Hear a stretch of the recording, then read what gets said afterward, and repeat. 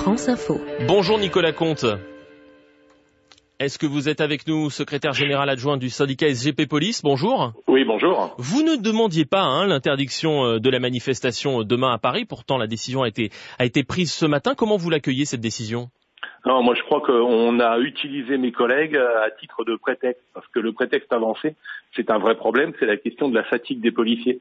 Le problème, c'est que demain, on est déjà en train de rappeler des unités de maintien de l'ordre pour pouvoir assurer l'interdiction de la manifestation.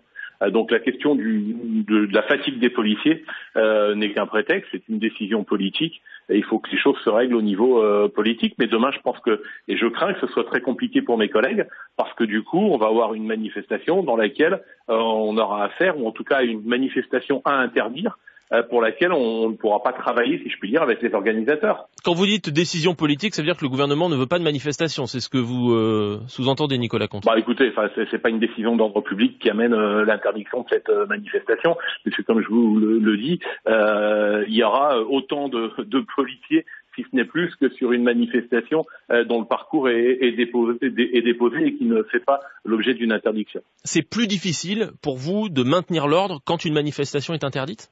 Parce qu'on ne sait pas du tout à quoi on va avoir affaire demain. La manifestation est interdite. On peut penser qu'il y a des personnes qui voudront quand même aller se rassembler. Qu'est-ce qu'il va falloir faire? Est-ce qu'on va devoir contrôler ces personnes, interpeller les organisateurs? Est-ce qu'il faudra s'opposer à un départ de cortège? D'autre part, il est à craindre qu'on n'aurait plus d'interlocuteurs du côté des organisateurs et qu'il y a le risque également d'avoir des mouvements spontanés à droite et à gauche. Donc demain, en termes de maintien de l'ordre, il va y avoir une situation assez complexe, à mon sens, à gérer. Alors visiblement, les discussions se poursuivent. Jean-Claude Mailly pour Force Ouvrière, Philippe Martinez pour la CGT ont rencontré le ministre de l'Intérieur il y a quelques minutes. Quelle peut être pour vous, Nicolas Comte, du côté des forces de l'ordre, la bonne solution?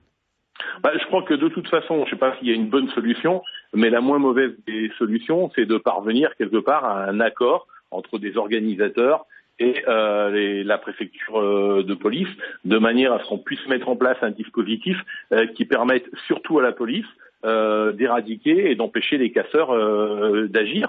Je crois qu'on n'avait pas suffisamment de moyens. Il y a eu des décisions qui n'étaient pas forcément bonnes, qui ont été prises lors de la manifestation du 14 juin. Ça n'a pas permis de mettre en place un maintien avec énormément de policiers blessés. Donc il faut surtout donner à la police des moyens d'entraver l'action des casseurs. Et avec plus de moyens, vous pourriez sécuriser un nouveau cortège?